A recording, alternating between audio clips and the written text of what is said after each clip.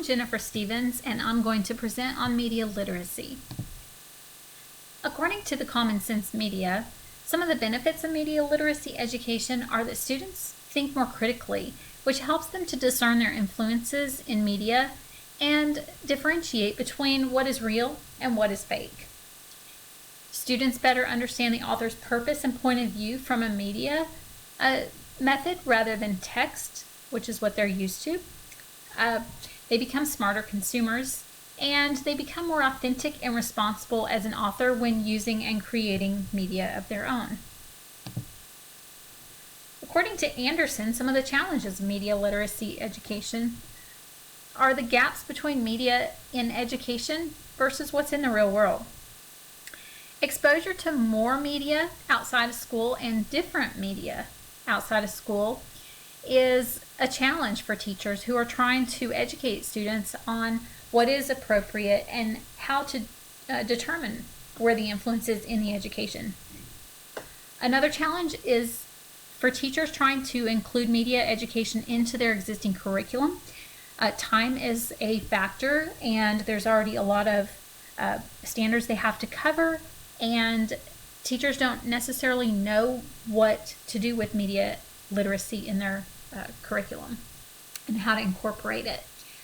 Students' attitudes can also be another challenge to media literacy, because if they are unwilling to learn, they're not going to learn. One of the ways that I use media literacy in my classroom is with the entrepreneurship unit. We talk about how food advertisements are in front of us in the media and commercials, and how 80% of Atlanta's building office space is used for advertising and marketing, leaving the other 20% for actually operating and running the businesses. So students get to see the difference between the French fries and what is real on the left and what is the marketed picture on the right, and how they do that by sticking pins into the styrofoam in that little cup. They also see how the hamburgers are so perfectly created for the picture, with pins and glue and paint and branding, and they're not even cooked all the way, and the size isn't accurate. So they get to see the exact way that marketers influence people to buy. Media literacy in nutrition is another way that I incorporate this into my classroom. I show the Super Size Me video, and I stop it along the way to ask students several questions, some of which I have included on this slide. What is the video trying to prove? Why is he choosing to eat only McDonald's for 30 days? What is his point? How does this video try to influence people? And what parts could be dramatic and maybe not completely honest? Because really, he's doing a documentary and he's got to sell a video. So there's parts that are right, and there's parts that are wrong, and there's parts that are honest, and there's parts that are a little bit not so honest.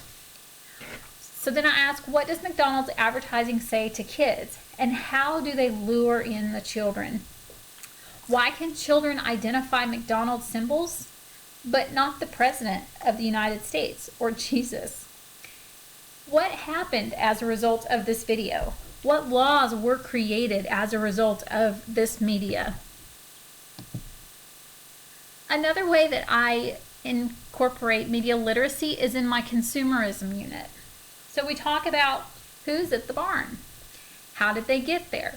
So I let my students create this idea, and usually it goes something like this. The girl in the pink is going to prom. She's wearing a pretty dress. The other girl doesn't have a date. She's sad, but she still came to see her friend's dress and wish her a good night. And it ends with that. Then I go to my next slide, and what I do is go to remove BG. I pull up my picture of Hannah, and I erase the barn from behind her to come up with this little picture of just her. And then I slide it over top of the barn picture to create this picture over here. And now we have a different view of how Hannah got there. So she didn't just walk up to see her friend. I copied and pasted her there. And that brings on a whole lot of other questions about how pictures can influence our thoughts and our viewpoints. So we talk about who was really there. Do you always believe everything you see? And where else do we see images that are photoshopped that would impact what we believe and what we don't believe in the media? Media literacy impacts within my classroom. My students respond in different ways. When I show them the advertising, they feel lied to and betrayed, and they get kind of upset, and they start to really go to looking for more inaccuracies. And so as we progress through the year, they start becoming more critical, more analytical on the future media exposures that they have. They are also more aware of their own media creations when they're posting to a blog, publishing a website, and creating infographics and more.